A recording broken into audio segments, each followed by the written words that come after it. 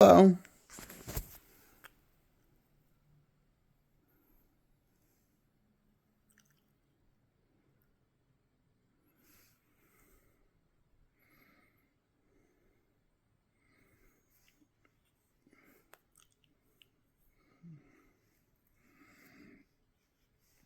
I was getting something out of my eye. Okay, I'm not sure so what. Eyelash. I'm not sure. I got that. Hello, my audience. My name's Jake, and welcome to my YouTube channel, named after my name. I'm reviewing Spider-Man: No Way Home, the third Tom Holland Spider-Man movie, and the fourth movie Andrew. Uh, Maguire starred in, and the third Andrew movie that he starred in as his Spider-Man. And they play each Spider-Man of their past in the multiverse event of No Way Home. And I'm going to review Spider-Man 1 from 2002 and 2004 Spider-Man 2 in the same video, as well as Spider-Man 3.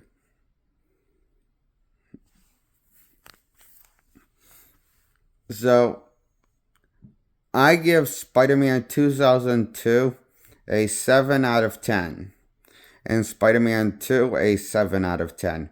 Spider-Man 3, Tom Holland's Spider-Man 3, called No Way Home, 7 out of 10. I give it. Spider-Man 3 by Tom Holland's, a 7 out of 10.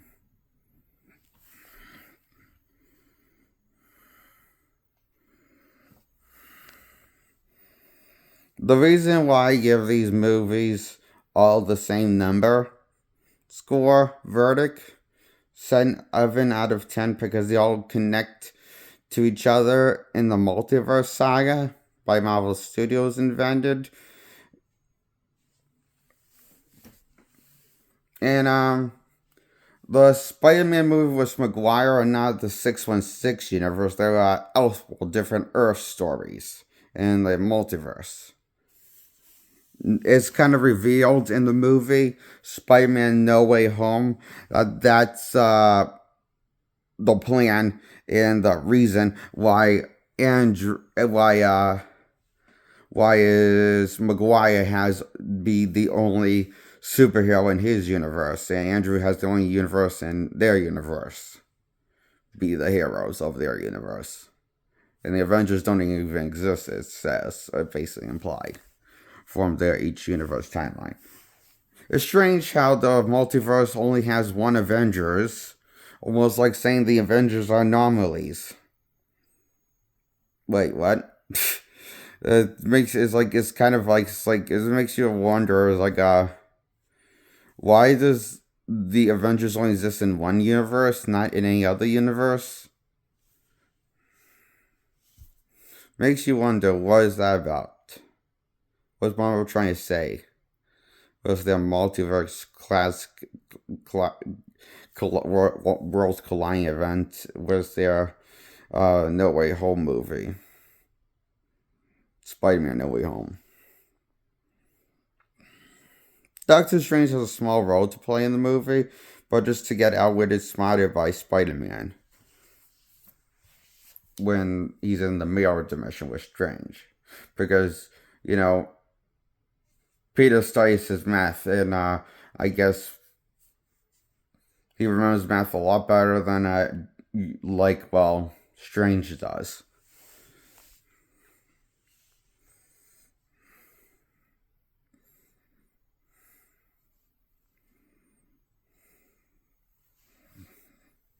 Okay, so that was cool. I thought that scene, how he outsmarted Strange, I thought it was a cool event.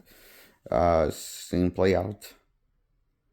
And I like this how they showed his spider sense actually on automatic when his soul is like kind of separate from his body. If it's for him, it feels like incredible for his spider sense like it's all unleashed and automatically still working while his soul is from his body. It was the voodoo magic that Strange pulls, showing him his spirit self from his body. It's like and he's like, thinks this feels incredible to him. It's like, that's strange, like, almost like it's hinting at like his godlike abilities from the comics that he's known for having to get the organic webs.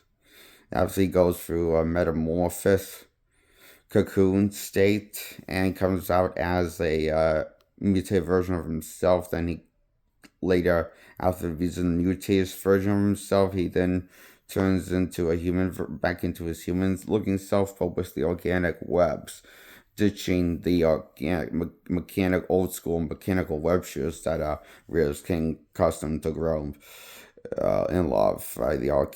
The iconic mechanical web shoes got had to get ditched because he got an upgrade with organic web shoes because of this like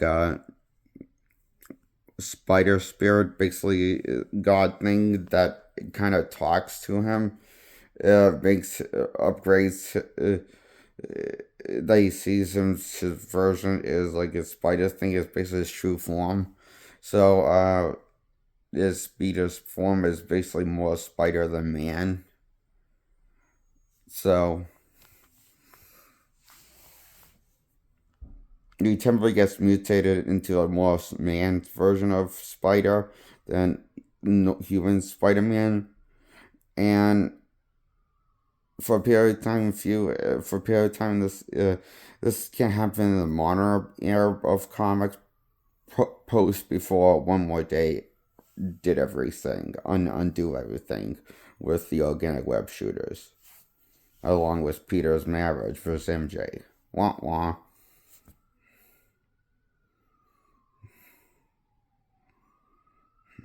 And trying to turn a bunch of futurists and old scurries from the Spider 616 Spider-Man to this day off of him.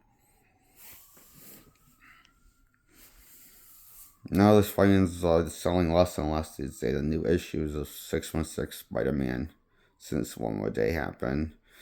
True, Brand New Day was a run that was like the last run that kind of worked, that made money for Spider-Man, but that was not met with some backlash from fans, and it did. It was like more like the last hurrah for financial success, but the downfall really is One More Day. Even though Brand New Day, which is the new title of the new Spider-Man 4 movie, with Hollins starring.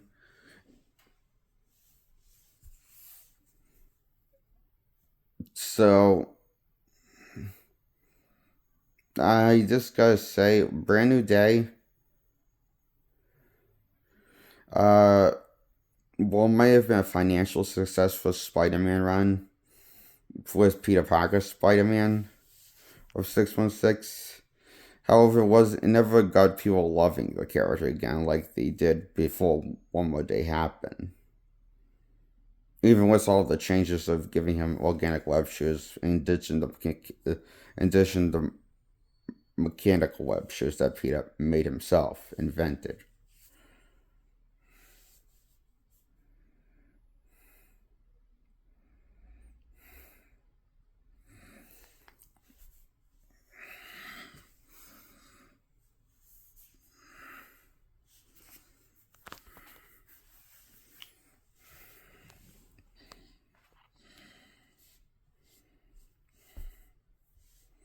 I'm trying to remember where I was going with this. Uh,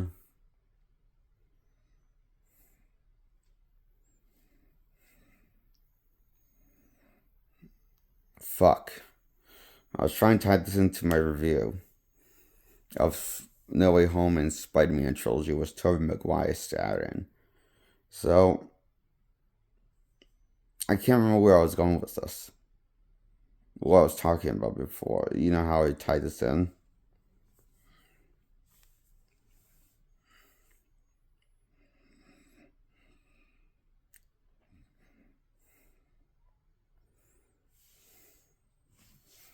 Oh yeah. What I liked about this movie, No Way Home, is that it kind of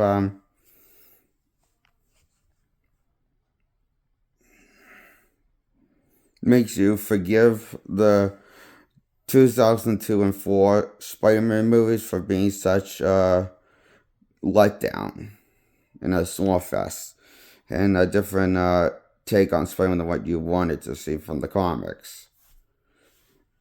Because he's much more brooding, serious than Spider-Man in the comics, Maguire Spider-Man. And the fact that this movie made it into an Elseworld movie, Earth, kind of makes you forgive the disappointment that was 2002 Spider-Man, 2004 Spider-Man 2. This is why I give them a 7 out of 10, including this movie, a 7 out of 10. The first two Spider-Man movies I give a 7 out of 10. Spider-Man 3 was Tobey Maguire, Andrew, and Holland Spider-Man. All three of them get a 7 out of 10.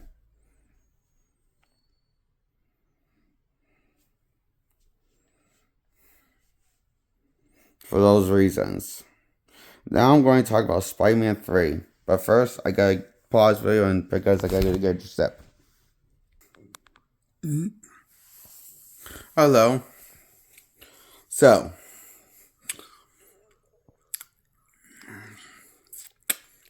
I just finished drinking some very refreshing fruit punch. I mean Hawaiian punch. I'm trying to look at again. Yeah, Hawaiian punch. I drank some Hawaiian punch. It was very refreshing. So, I give Spider-Man 3 a 10 out of 10.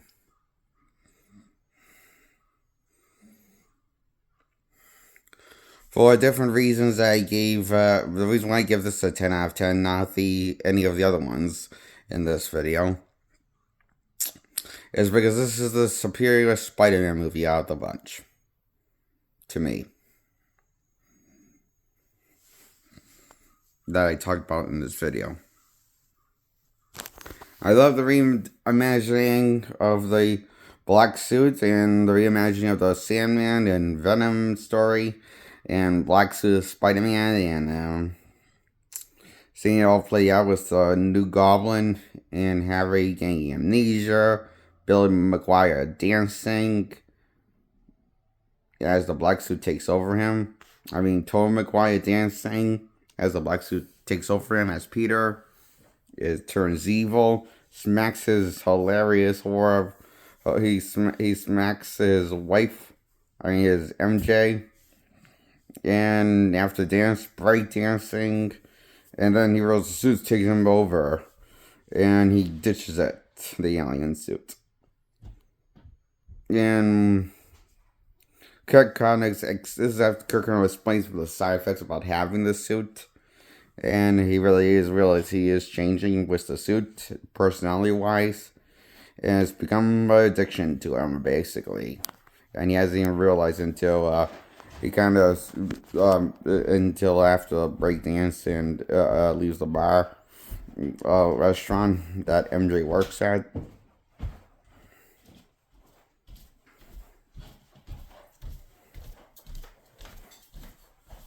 Now, in the universe of Tom Holland's, MJ stands for Michelle Watson, not Mary Jane character, like in the Maguire movies. That's a different world building. See, why Maguire uses the world building, tries to use more of the mythology from the old 616 comics, where there is a Mary Jane character, and he is with this girl called Mary Jane, but with Holland's, they don't put him with MJ, but for comic book character MJ, they make original character named MJ called Michelle Watson, not Mary Jane. So they are both different legal names. In the universe from Holland's and Maguire's, is explained in the movie. The mythology of the first trilogy was Holland's, and the trilogy was Maguire, it's spelled different, and now it's different names, first and last they have. So Mary Jane and Zendaya are not the same character because Holland's made an original character for his girlfriend for his run on Spider-Man because they both have different names, first and last names.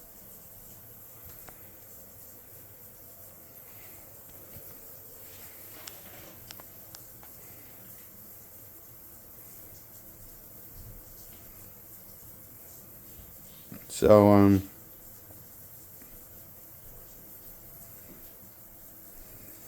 yeah, this sounds confusing in hindsight, but you just have to get used to the logic of these movies. How they change the source material around for a broader audience.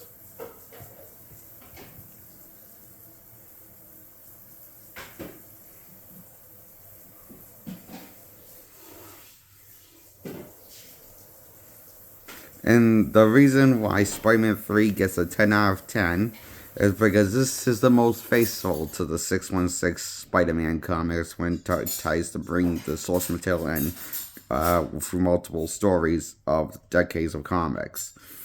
Like it brings in the symbiote story, it brings in the Venom character and kills him off. It brings in the story for origin for Sandman and lets him live, and so he can try to save his like get the money to save his get the money to save his daughter or to go save his because he's trying like he's basically been since he admitted he admitted the reason why he got into crime because he was scared because his daughter was sick and dying, so he needed money.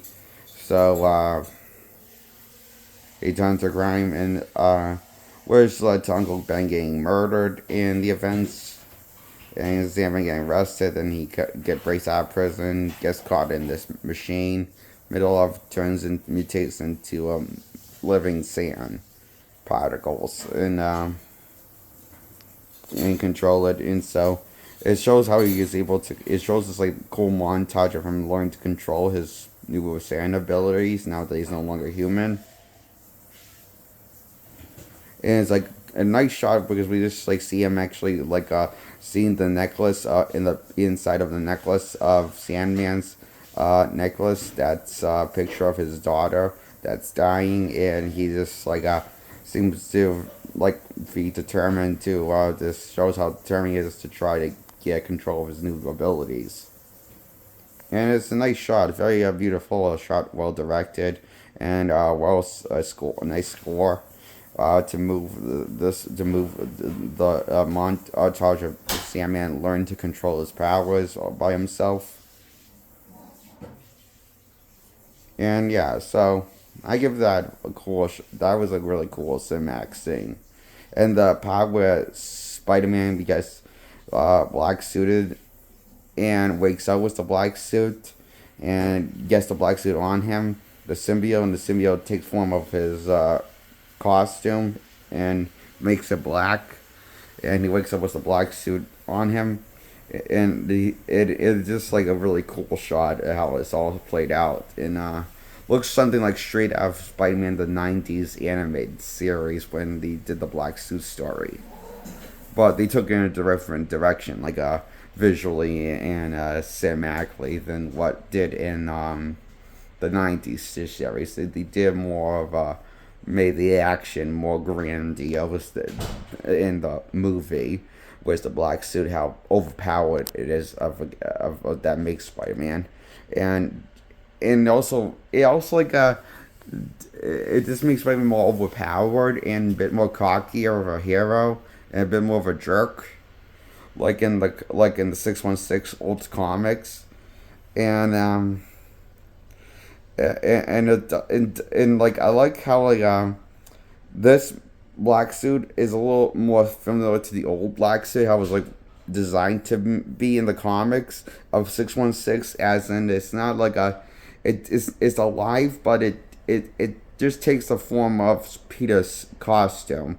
It doesn't have tentacles to attack people, like Venom does. When, like, you've seen in some comics when he has like he can stretch out his arm, which looks like a tentacle when he stretches out his arm.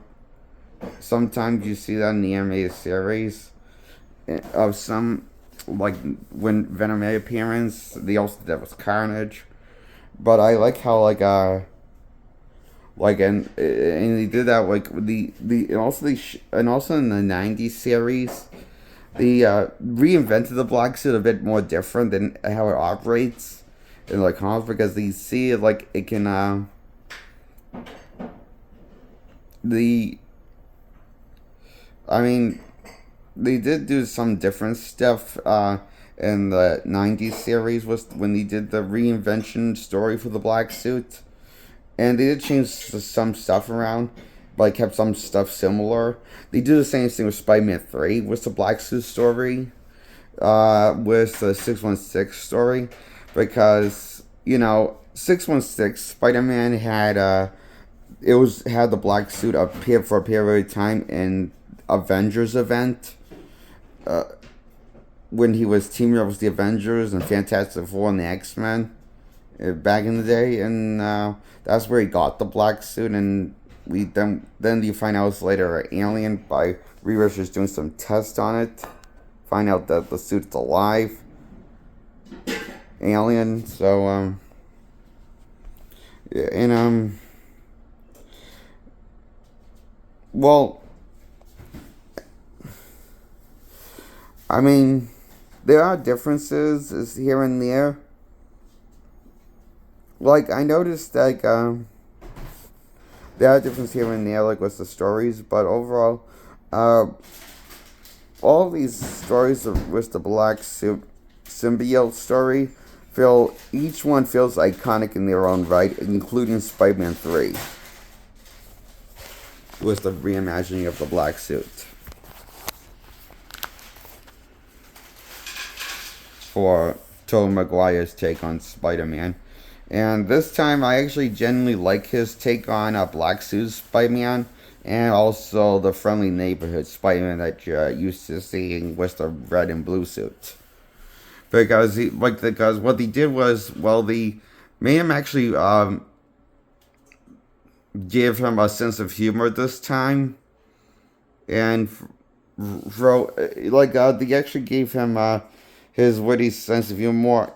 They actually incorporate his witty sense of humor from the comics, where he insults the villains and has a bit of an ego, a short bit of ego, comes across a bit ego driven and by his wins as Spider-Man, and so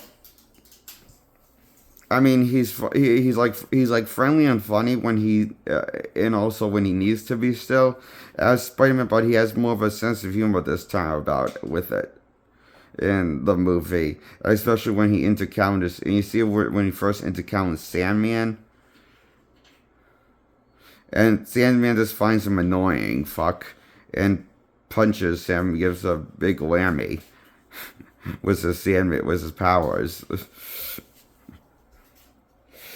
and which leads to a cool action fight scene with Sandman and cool action spectacle with Sandman and Peter as Spider-Man and Sandman fighting each other.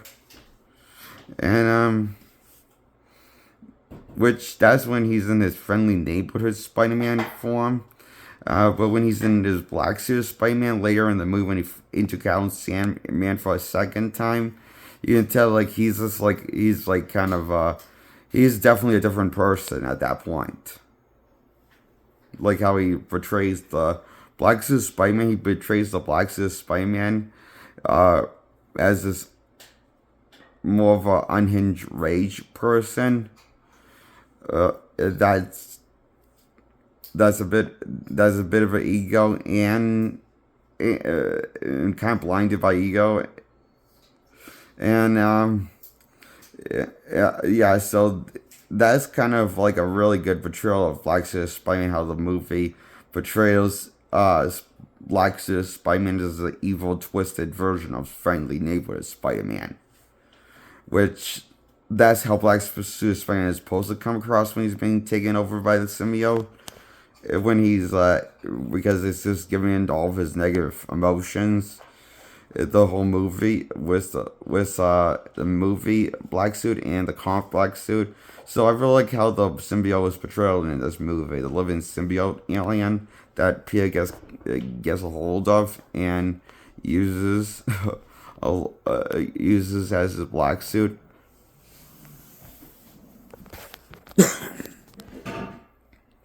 And I like how he went back to the red and blue suit at the end for the. It was cool how he got after Venom gets after Eddie gets become Venom, and it kind of reacts the 90s episode where shot for shot where that shot for shot story when the 90s animated series of wrapped up the black suit of Peter being taken over by it and Peter getting rid of it in this bell tower that leads to Eddie Brock getting the black symbiote suit. Well, I like how this movie kind of brings in the bell tower, and the bell tower is attached to a church where Eddie gets infected, gets the black suit and becomes Venom.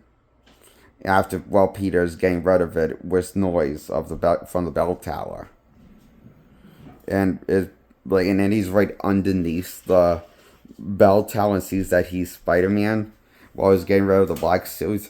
And then he gets some venom. He then gets the symbiote on him and gets covered in it, and he just becomes Venom.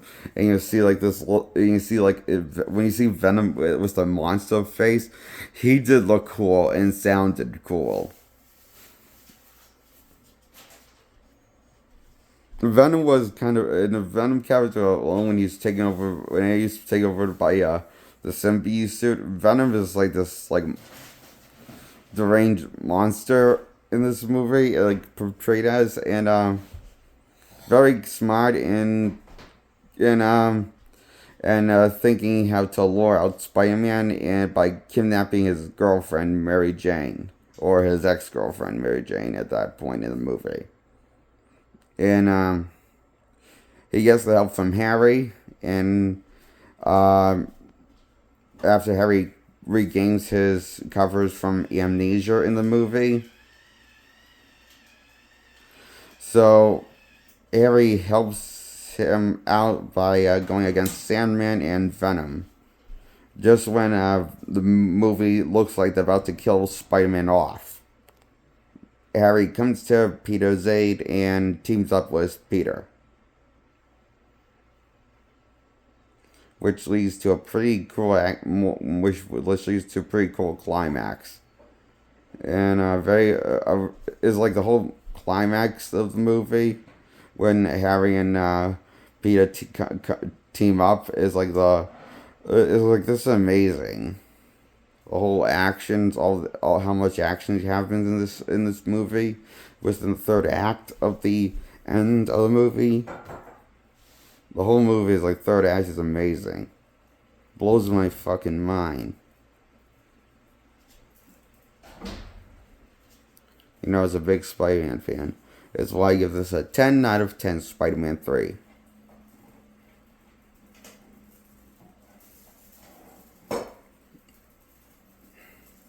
And that's my review on Spider-Man No Way Home and the Spider-Man trilogy with Tobey Maguire starred in.